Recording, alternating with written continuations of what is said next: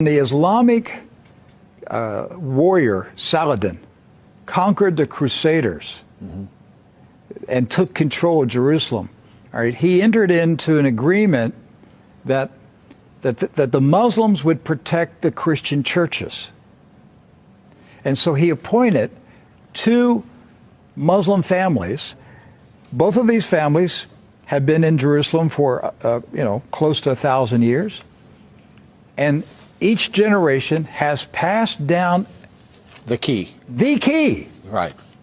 The physical key. Mr. Judah said that the key he presently has is 800 years old. It's incredible. He had another key, but it broke. And this is a Muslim. I mean, yes. Adabid Judah is a Muslim. And he said it's a great honor for a Muslim to hold the key to the Church of the Holy Sepulchre, which is the most important church in Christendom. That's not disrespect. See, we don't hear this in America. We don't hear, because what we have been told is Christian Americans, you should hate Muslims, you should kill Muslims. Because they're going to tear down all the churches yes.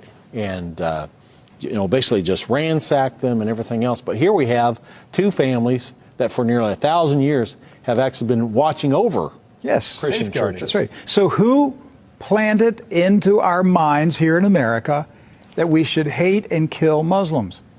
Who planted that thought in our head? Because it came into our society after 9/11. That's correct. So 9/11 was a calculated, planned operation, and it changed everything in our country. And so we were saturated with media propaganda, which who owns the media in this country? So we're saturated with this media propaganda. You Americans, you need to hate Muslims. You need to go to war. You need to send your sons to go kill Muslims. All right? And yet, when you go to the Middle East, you find out that the Muslims, like Christians, are taking care of Christian churches. Yes. Do not hold animosity against Christians or Americans, except in the case where Americans are pushing for war in their countries or trying to take their land. So they've lived together. They've lived together for centuries and centuries.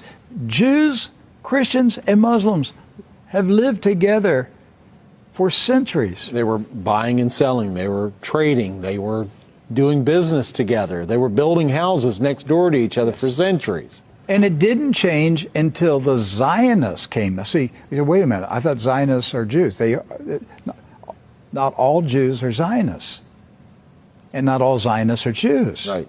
Zionism is a political movement. Yes. Right. It's an ideology. Yes. Not an ethnicity. And so when the Zionists came to Jerusalem and Palestine, basically in the 1920s and 30s and 40s, all right, they came to agitate. They came to infiltrate. They came to seize control. And so they formed paramilitary groups, like Irgun. And that's where Ariel Sharon and Menachem Begin, and these guys were young terrorists. And so there's where the hatred started to come in. The fighting, the animosity, the bitterness. But it didn't start until the Zionists appeared.